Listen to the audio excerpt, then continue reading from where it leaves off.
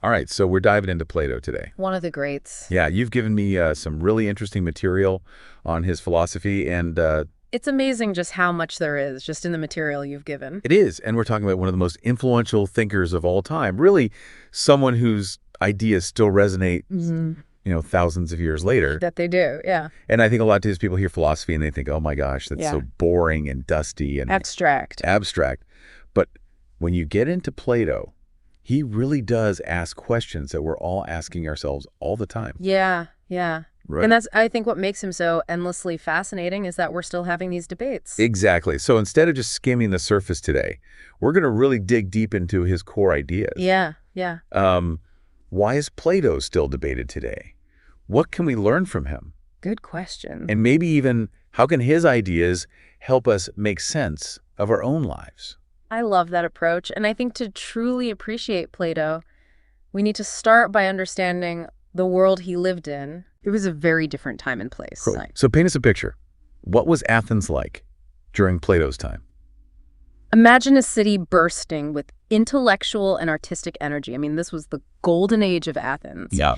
A time of incredible innovation and progress. We're talking about the era of Pericles, the brilliant statesman Sophocles, the master playwright. Wow. And Hippocrates, the father of medicine. I mean, can you imagine the conversations happening in the streets and marketplaces? It must have been an incredibly stimulating environment to be in, just like a breeding ground for new ideas. Yeah, absolutely. And in the midst of all this, there was this growing fascination with philosophy. People were hungry for knowledge, eager to understand, the nature of reality, the meaning of life, the best way to live. Yeah. It was in this fertile ground that Plato emerged, a young man who would become one of the most influential thinkers in history. So he wasn't just some isolated genius scribbling away in a dusty library. Right. He was part of this vibrant intellectual scene, Absolutely. engaging with the big questions of his time. Absolutely. But, to understand Plato's own ideas, we also need to look at his influences. And two key figures were Pythagoras, the mathematician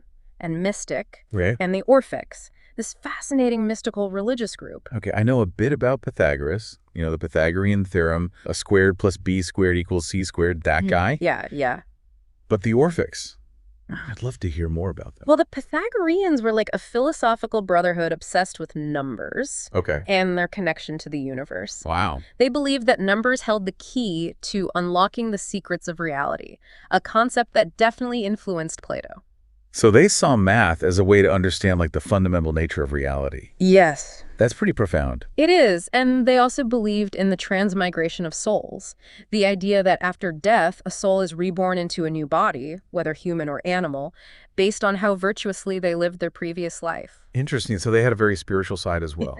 Absolutely. Now, the Orphics also held the strong belief in the spiritual nature of existence. Yeah. But what's really intriguing about them is their concept of the soul's dual nature. Okay. Imagine a soul caught between these two powerful forces, the primal chaos of the Titans and the divine ecstasy of Dionysus. Okay, so this duality, this internal conflict between these opposing forces, that definitely sounds like something that Plato would explore later on in his work. You are right on the mark. It's almost like foreshadowing some of the key themes in Plato's philosophy. But let's move on to what really made Plato famous, his big ideas, especially his theory of forms. Okay, this is where it gets really interesting for me. Right. I've heard about the forms, but to be honest, the whole concept has always seemed a bit abstract. Well, abstract and confusing. It definitely takes some effort to wrap your head around it. Imagine this. You're holding a toothpick. Just a regular, everyday toothpick. Okay, got it. Picturing a toothpick. Now, Plato would say that the toothpick you're holding is just an imperfect copy, a mere shadow of the true, perfect form of a toothpick. Wait, so there's like an ultimate perfect toothpick out there somewhere? Yes. And all the toothpicks we use in the real world are just like cheap knockoffs. Exactly. And this applies to everything, not just toothpicks. Wow. Chairs, tables, horses, justice, beauty, even goodness itself. They all have these perfect and unchanging forms that exist in a realm beyond our physical world. Okay, I'm trying to visualize this. So these perfect forms exist in some sort of metaphysical realm, like a blueprint for everything in the physical world. That's a great way to put it, and Plato believed that true knowledge comes from understanding these forms, not just from observing the physical world with our senses. Okay. Our senses can deceive us after all. Okay, that makes sense. But how do we even access these forms if they exist outside of our physical experience? That's where Plato's famous Allegory of the Cave comes in. It's one of the most powerful and enduring metaphors in all of philosophy. I love it. Imagine a group of prisoners chained in a cave their entire lives spent staring at a blank wall. Okay, I'm picturing it. Sounds pretty bleak so far. It is. Behind them, there's a fire. And between the fire and the prisoners, there's a walkway where people carry objects, statues, puppets, you name it. And the fire casts shadows of these objects onto the wall. And the prisoners, having never seen anything else, mistake these shadows for reality. Wow. That's a powerful image. Yeah. So the shadows represent our limited perception of the world, right? Exactly. We're like those prisoners mistaking the shadows for the real thing. Yeah. But then imagine one prisoner breaks free and escapes the cave. Okay, so he's breaking free from his limited perspective. What happens next? At first, he's blinded by the sunlight, confused and disoriented.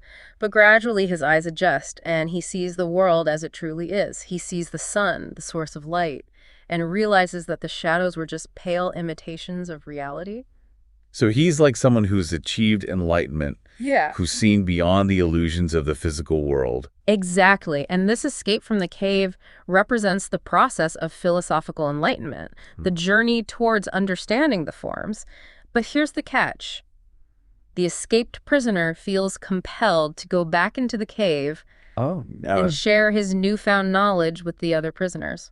I can already see where this is going. They're probably not going to believe him, are they? You're right. They're going to cling to the shadows they've always known. Yeah. Maybe even mocking him, maybe even threatening him. Right. It's a brilliant metaphor for the challenges of philosophical inquiry. Right. It's not just about finding truth yourself, but it's also about trying to share that truth with others who might not be ready to see it.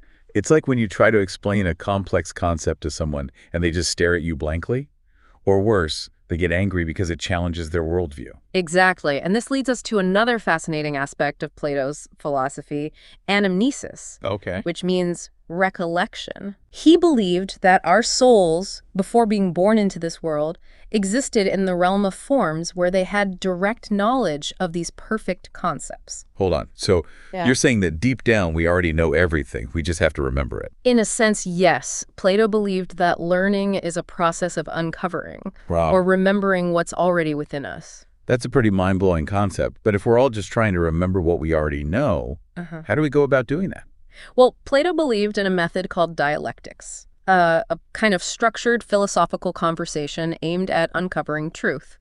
Okay. It's not just about arguing to win, but it's about two or more people engaging in a respectful and reasoned exchange of ideas, challenging assumptions, refining definitions, and ultimately arriving at a deeper understanding of the topic at hand. So it's like a collaborative search for truth, using logic and reason to guide the conversation. Not exactly what you see on social media these days, huh? Sadly, no. But that's why I think engaging with Plato's ideas can be so refreshing.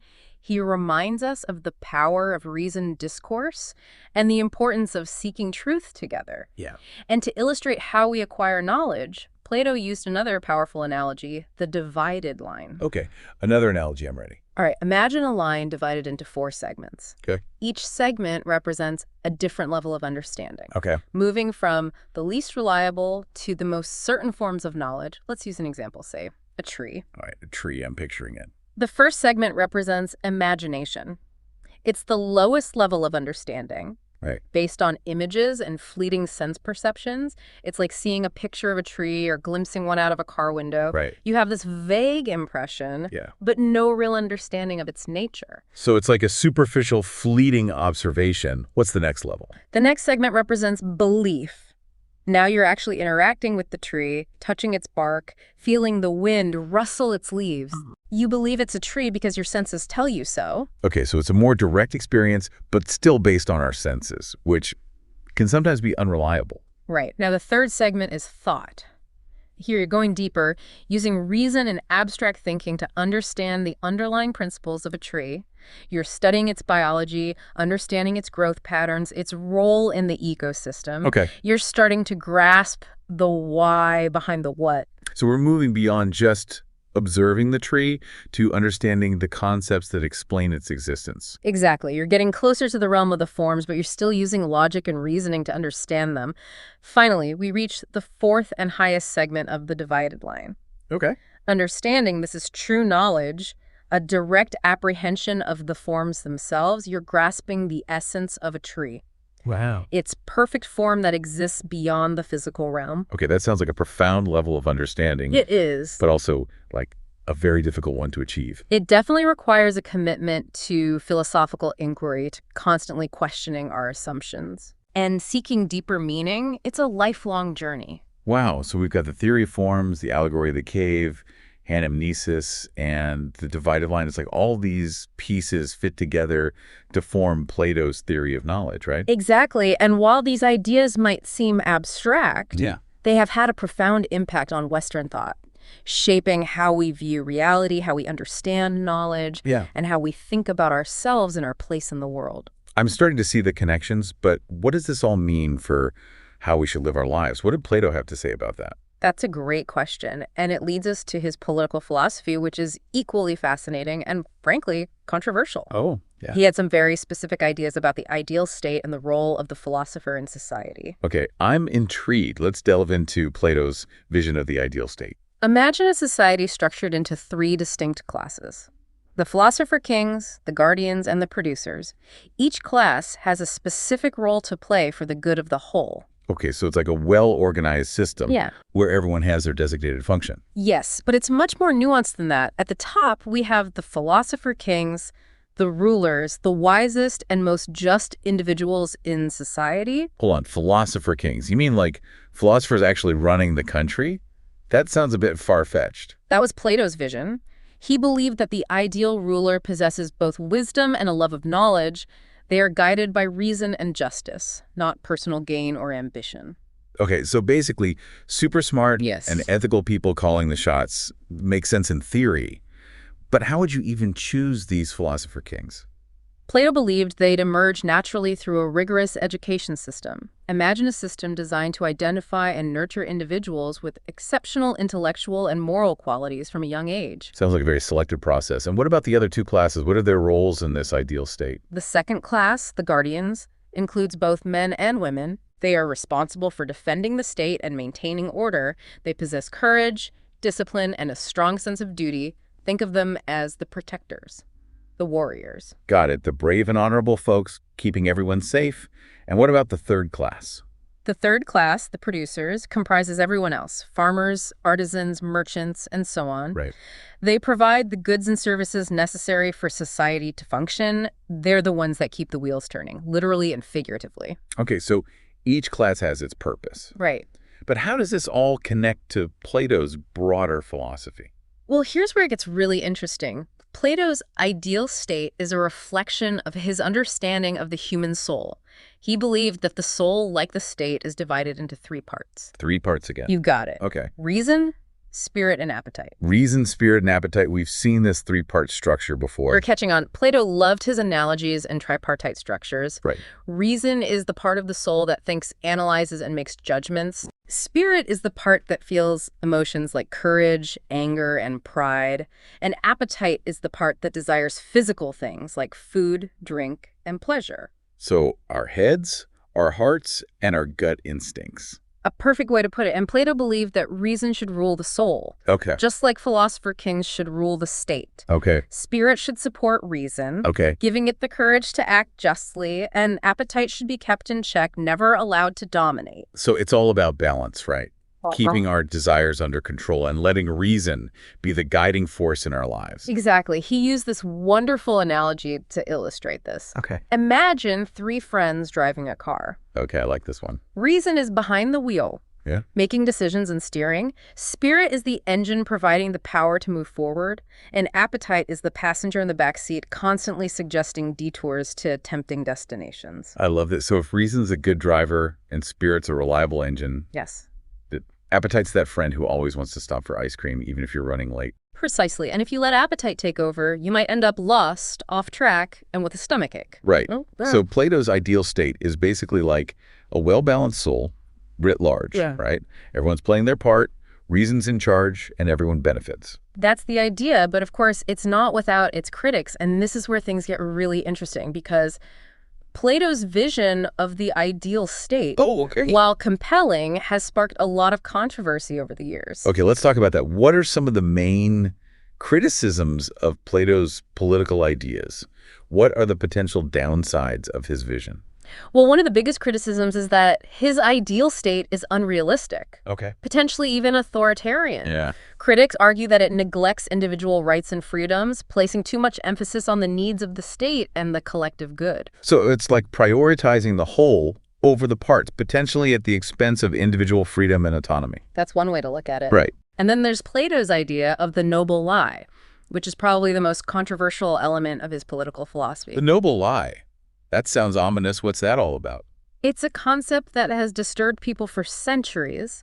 Plato suggested that to maintain social order, the rulers might need to perpetuate a myth, right? A noble lie about inherent differences between people. Okay, that sounds a bit manipulative. What kind of myth are we talking about here? Plato imagined people being born with different types of souls represented by different metals: gold, silver, and bronze.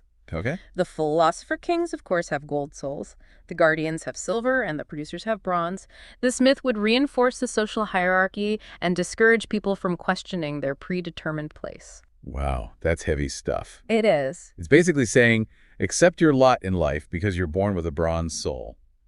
Doesn't sound very just or equitable. You can see why people have a problem with this idea, right? Critics argue that it's inherently unjust and could easily be used to justify oppression and inequality. It definitely raises some serious ethical questions, and it makes me wonder how these criticisms of Plato connect to modern debates. Yeah. We're still wrestling with these questions about social structures, the role of elites, and the balance between individual freedom and societal needs, aren't we? Absolutely, and that's what makes Plato so fascinating. He was wrestling with these fundamental questions thousands of years ago, and they're still relevant today. Yeah. His ideas might not provide easy answers, but they offer this valuable framework for thinking about these complex issues. Okay, I'm definitely going to be pondering these questions, but before we get too lost in the political realm, let's shift gears and talk about another aspect of Plato's work that I find intriguing: his views on art. Art. This is where we see another dimension of Plato's thinking, because his relationship with art was complex, to say the least. Okay. He saw it as both potentially dangerous and a source of inspiration. Interesting. So a bit of a love-hate relationship with art, it seems. Exactly. On the one hand, he believed that art could be harmful because it deals with imperfect copies. Okay. Further removing us from the true reality of the forms, he worried that art could stir up strong emotions, potentially leading people astray from reason and virtue. So he was concerned about art's power to influence, to potentially lead us down the wrong path. Precisely. He was particularly wary of the influence of poetry and music, which he felt could evoke powerful emotions and potentially cloud our judgment. Okay, I can see his point. But wasn't there a part of Plato that also appreciated the power of art? There was. He recognized that art could be this powerful tool for education or moral development. He believed that certain forms of art could inspire noble thoughts and actions, cultivating virtue and fostering a love of beauty. So he saw a role for art that was uplifting and inspiring, art that encouraged us to strive for goodness and truth. Exactly. He also acknowledged the concept of catharsis, the emotional release that can come from experiencing art. He believed that through art, we can confront and process difficult emotions in a safe and controlled way. It's like art can help us to purge negative feelings and achieve a sense of emotional balance. Precisely. But even with its potential benefits, Plato remained cautious about art's power, emphasizing the need for careful selection and guidance, especially for young people. Right. So it's like he's saying, enjoy art, appreciate its beauty and power, but don't let it lead you astray from reason and virtue. That's a great way to summarize his perspective, and I think it's a valuable insight even today. We live in a world that's saturated with images and messages, and it's easy to get swept away by the emotional currents of art and media. Absolutely. So even though Plato lived thousands of years ago, his ideas about art are still relevant to how we engage with the creative world around us. Without a doubt. And this brings us back to his emphasis on using reason to guide our choices, even when it comes to something as subjective as art. Right. Okay. I'm seeing how his views on art connect back to his overall philosophy. It's all about using reason to navigate the world, to make choices that lead us towards truth, goodness, and beauty. Exactly. And this focus on reason is one of the defining features of Plato's philosophy, Yeah. something that we see again and again as we explore his ideas. Okay, we've covered a lot of ground already. It's amazing how much we've unpacked just from the foundation of Plato's philosophy, and I have a feeling there's a lot more to explore. You're absolutely right. We've just scratched the surface of Plato's rich and complex thought. There's so much more to uncover, and I'm excited to continue this journey with you. Me too. I can't wait to delve deeper into some of the specific examples and arguments that Plato uses to support his ideas. That's a great place to pick up next. Plato was a master of weaving together myths, analogies, and thought experiments to illustrate his points and engage his audience. Okay, I'm ready to hear some of these Platonic stories. Let's see what other fascinating insights we can discover. Let's dive into one of Plato's most intriguing thought experiments. Okay. The story of Gyges and the ring of invisibility. Ooh, an invisibility ring. That sounds like something straight out of a fantasy novel. What's the story behind it? Picture this: Gyges is a shepherd who stumbles upon this hidden tomb. Okay. Inside, he finds a ring with this magical power to make him invisible. Okay. So he's got this incredible power, the ability to do anything without being seen. What does he do with it? Well, let's just say power corrupts. Yeah. Gyges uses the ring to his advantage. He sneaks into the palace, seduces the queen, murders the king, and seizes power for himself. Wow. So the ring basically removes all consequences for his actions. He's like a one-man conspiracy, able to manipulate events without anyone knowing it's him.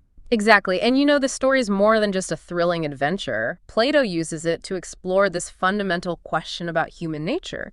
Do we act justly simply because we fear punishment? Right. Or is there something inherent in us that desires to be good even when no one is watching? That's a deep question. If we knew we could get away with anything, would we still choose to do the right thing? Yeah. I'd like to think I would, but who knows? That's the dilemma Plato presents. Yeah. He argues that true justice isn't just about following rules or avoiding punishment. It's about living in accordance with this higher moral order, even when no one is looking. So it's about having this strong internal compass, a sense of right and wrong that guides our actions. Yeah. Regardless of the potential consequences. Precisely. And this idea of justice is central to Plato's vision of the ideal state, remember. He believed that a just society is one where individuals understand and fulfill their roles working together for the common good, rather than just pursuing their own selfish interests. Right. So we're back to that idea of balance and harmony, where each part of society works together like a well-functioning organism. Exactly. And this brings us back to another key concept we've been discussing, the tripartite soul. Yes. Remember, Plato believed that each individual has these three competing forces within them: reason, spirit, and appetite. Yes, I remember that. And I loved your analogy of the three friends in a car.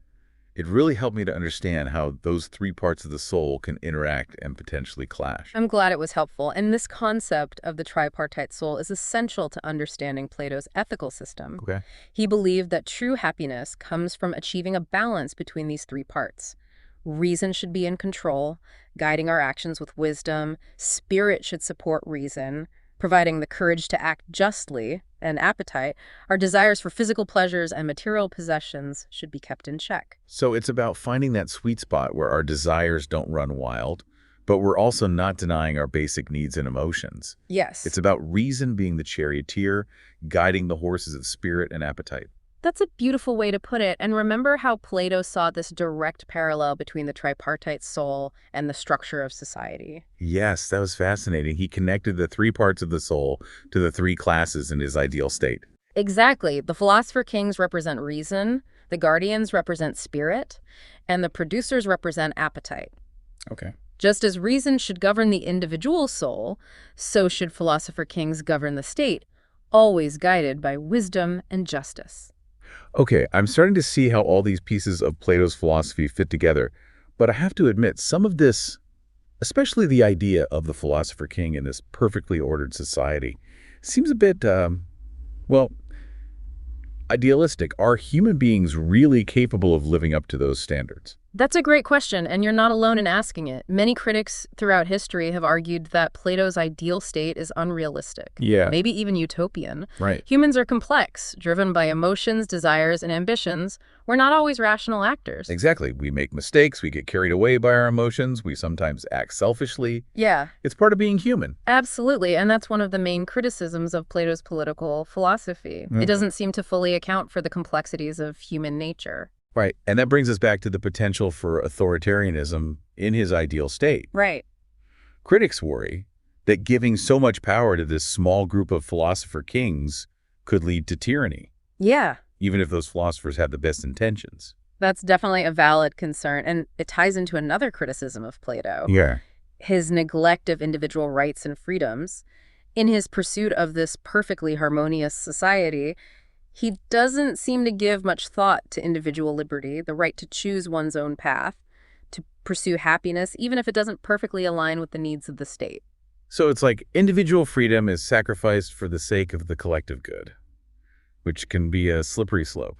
You're right to point that out, and this tension between individual freedom and the needs of society is something we still grapple with today. Yeah.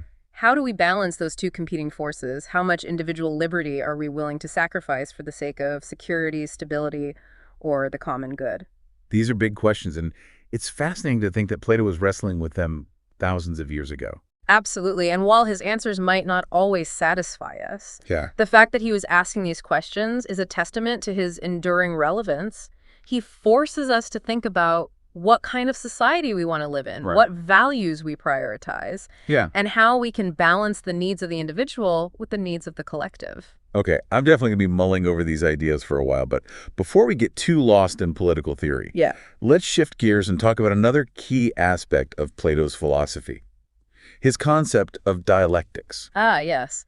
Dialectics is essential to understanding how Plato approached philosophical inquiry. It's the method he used to explore questions, to challenge assumptions, and to arrive at a deeper understanding of truth.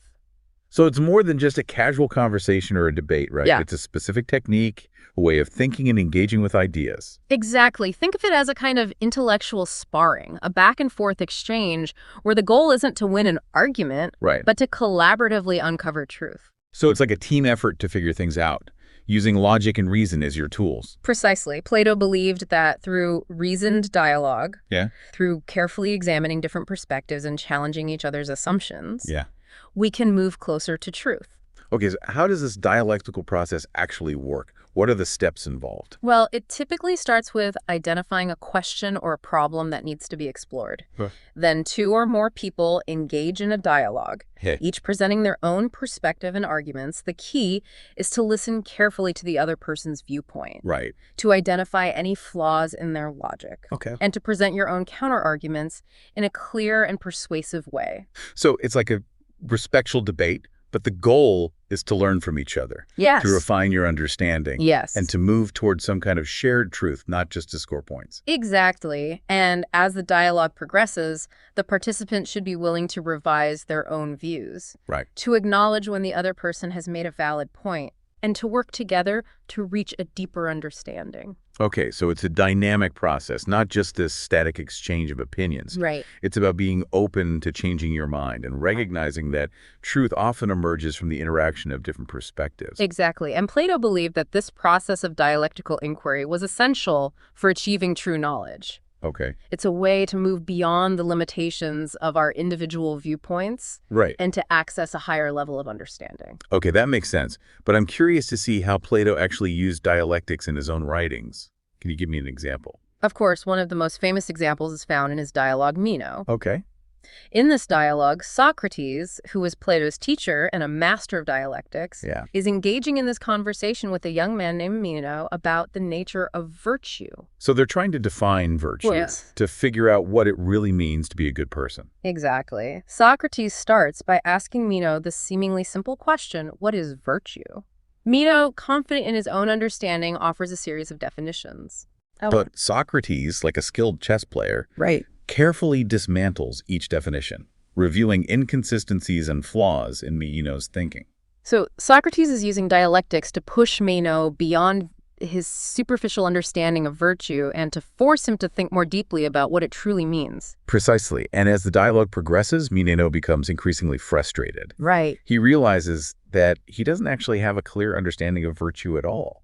It's like Socrates is peeling back the layers of Meno's assumptions. Yes. And revealing the gaps in his knowledge. That's a great way to put it, and this is where Socrates introduces one of Plato's most fascinating ideas, the concept of anamnesis. Okay. Which we talked about earlier. Yes. Remember, it's the idea that our souls already possess innate knowledge from our time in the realm of forms. Yes, that idea that learning is actually a process of remembering what our souls already knew. Exactly. Socrates uses this concept to explain how Menono, despite seeming to have no prior knowledge of virtue, can arrive at a deeper understanding through dialectical inquiry. So Menino isn't actually learning something new, right, but rather remembering something that his soul already knew.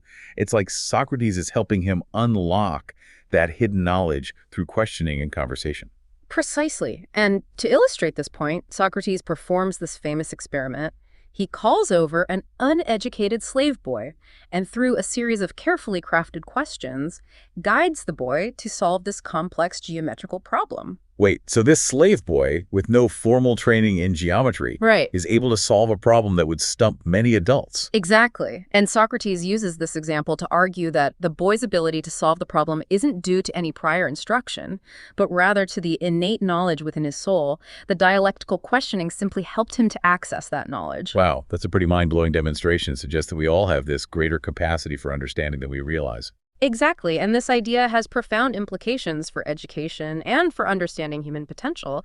It suggests that learning isn't just about passively absorbing information, but about actively engaging with ideas, questioning assumptions, and drawing out the knowledge that's already within us. It's like we all have this hidden treasure of knowledge inside of us, and dialectics is the key to unlocking it. That's a beautiful way to put it, and this brings us back to the power of reasoned dialogue, the importance of engaging with different perspectives, and the idea that true knowledge is a collaborative pursuit. Okay, I'm starting to see how all of these pieces of Plato's philosophy, the forms, the divided line, anamnesis, dialectics, all work together to form this cohesive system of thought. You're absolutely right. And what's so remarkable about Plato is that his ideas are not just abstract theories. They have real-world implications for how we live our lives, how we structure our societies, and how we understand our place in the cosmos. Okay, I'm excited to keep exploring. I want to hear more about how Plato's ideas have shaped Western thought and how they continue to be relevant today. That's a great place to go. Next, let's dive into Plato's legacy and see how his ideas have echoed throughout history, influencing everything from politics and religion to art and science. Okay, let's follow those echoes. I'm ready to see where they lead us. You know, I'm really struck by how Plato's ideas are also deeply intertwined, like a beautifully woven tapestry. Right. We've talked about his theory of forms, his views on the soul, his concept of the philosopher king, even his ideas about love and art. It's amazing. Connected. It really is. You know, Plato's philosophy is a system where each element illuminates and reinforces the others. Yeah. It's what makes studying him so rewarding, but also so challenging. Yeah. There's always another layer to uncover, another connection to make. Yeah, and one connection I'd like to explore further is how Plato viewed different forms of government. Okay. Specifically, his critique of democracy. Right. Which seems a bit surprising, you know, given that we often hold up democracy as the ideal form of government today. Yeah, that's a really astute observation, you see. While we often associate Plato with the idea of the philosopher king, he also spent a considerable amount of time analyzing and critiquing other forms of government that existed in his time, including democracy. So tell me, what were his main concerns about democracy? Plato believed that while democracy had its merits, it also possessed inherent weaknesses that could lead to instability and injustice. One of his primary concerns was that in a pure democracy, decisions are made by majority rule, without necessarily considering the wisdom or the expertise of those making the decisions. So he's suggesting that just because the majority of people believe something doesn't necessarily make it right, or the best course of action. Precisely. He used the analogy of a ship. Would you want the passengers who may know nothing about navigation to vote on the ship's course? Or would you rather entrust the ship's fate to a skilled captain who understands the seas and the stars? That's a powerful image. I definitely wouldn't want my fate in the hands of an untrained crew, even if they all agreed on which way to go. Exactly. Plato believed that governing a state required specialized knowledge, wisdom, and a deep understanding of justice. Yeah. Qualities that he felt were often lacking in a system where decisions were driven solely by popular opinion. So he's arguing that governing is a skill, Yes. like navigation or medicine, Yes. and it shouldn't be left to amateurs, Right. even if those amateurs are well-intentioned. That's a great way to summarize his view. Yeah. And he was also concerned about the potential for manipulation in a democratic system. Okay. He argued that charismatic leaders could easily sway the masses with emotional appeals, Yeah. even if those appeals were not based on truth or reason. It's like those politicians who rely on catchy slogans and emotional rhetoric, Right. rather than presenting well-reasoned arguments and evidence-based policies. Exactly. And this tendency for demagoguery, as he called it, could lead to this dangerous situation where the most skilled persuaders, Right. rather than the wisest or most just individuals, would end up wielding power.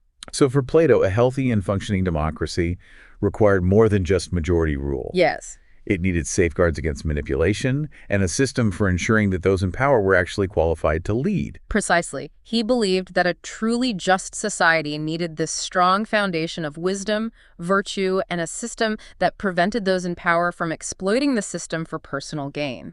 Okay, I'm starting to see how Plato's critique of democracy, while perhaps controversial, is rooted in a genuine concern for justice and effective governance. Yeah. And it sounds like he was also skeptical of other forms of government that existed in his time. You're absolutely right. He analyzed and critiqued various forms of government, identifying their strengths and weaknesses. Yeah. He was particularly critical of oligarchy, Tokyo. where power is concentrated in the hands of a wealthy elite. So he wasn't a fan of the rule by the rich approach. Not at all. He believed that an oligarchy would inevitably lead to corruption and exploitation, Yeah. as the ruling class would prioritize their own interests over the common good. Okay, so democracy has its flaws. Oligarchy is problematic. Right. And tyranny is clearly out of the question, so what's the solution? Where does Plato land in his search for the best form of government? Well, as we've discussed, his ideal solution was a system ruled by philosopher kings, individuals who possess both the wisdom to understand justice and the virtue to rule for the benefit of all. I know we've already talked about the philosopher king, but I'm still curious to hear more about how Plato envisioned this system actually working in practice. Would philosopher kings be elected? Would they have absolute power? How would they make decisions? Those are all excellent questions. Yeah. And to be honest, Plato's answers are somewhat vague. Okay. He doesn't provide this detailed blueprint for how a philosopher king would govern. Right. But he does offer some intriguing insights into the qualities and principles that he believed were essential for effective and just leadership. Okay, so let's delve into those insights. What did Plato believe were the hallmarks of a good ruler? First and foremost, he believed that philosopher kings should be individuals of exceptional intelligence and wisdom. Okay. They should have this deep understanding of the forms, the nature of justice, and the principles of good governance. Right. They should be able to see beyond the superficial and to grasp the underlying truths that govern reality and human society. So it's not just about being smart or well-educated. It's about having a certain kind of intellectual depth and insight. Yeah. An ability to see the big picture and to make decisions based on reason and principle. Exactly, but wisdom alone isn't enough. Okay. Plato also believed that philosopher kings should be individuals of impeccable virtue and character. Right. They should be selfless, courageous, temperate, and just. Right. They should be driven by a genuine desire to serve the common good, not by personal ambition or the pursuit of power for its own sake. Okay, so they need to be both smart and good. Yes. It's like the ancient Greek version of brains and heart. I love that analogy, and Plato believed that these qualities of wisdom and virtue were not innate. Right. They had to be cultivated through this rigorous and highly selective education system. Okay. One that would identify individuals with exceptional potential and then nurture those qualities through years of intensive training. So becoming a philosopher king wouldn't be easy. Yeah. It would require a lifelong commitment to learning, self-discipline, and the pursuit of excellence. Exactly. And Plato believed that this arduous process of education and self-cultivation was essential for ensuring that those in power were truly qualified to lead. Okay, I'm starting to see how Plato's vision of the philosopher king, while perhaps idealistic, Right. is rooted in a deep concern for justice and a belief that leadership should be entrusted to those who are best equipped to wield it wisely and virtuously. Precisely. And I think there's a lot we can learn from this vision, even if we don't fully embrace the idea of philosopher kings. Yeah. Plato's ideas challenge us to think critically about the qualities we value in our leaders, the systems we create for selecting and training those leaders, Right. and the principles that should guide their decisions. So it's a reminder that leadership is not just about power or charisma. Yeah. It's about wisdom, virtue, and a genuine commitment to serving the common good. Absolutely. And those values are as relevant today as they were in Plato's time. I completely agree. As we wrap up our exploration of Plato's philosophy, I'm struck by how much his ideas have to offer us, even thousands of years later. It's amazing. He challenges us to think deeply about ourselves, Yeah. the world around us, Yes. and the values that guide our lives. His works are an invitation to engage in this lifelong pursuit of wisdom. Right. To question assumptions, to seek truth, and to strive for a more just and harmonious world. Well said. And I think that's a perfect note to end on. Thank you for joining us today on this exploration of the world of Plato. It's been a pleasure. We hope you've enjoyed the journey and that you'll continue to explore these ideas on your own. Remember, as Plato himself believed, the pursuit of wisdom is a journey, not a destination. Happy pondering, everyone.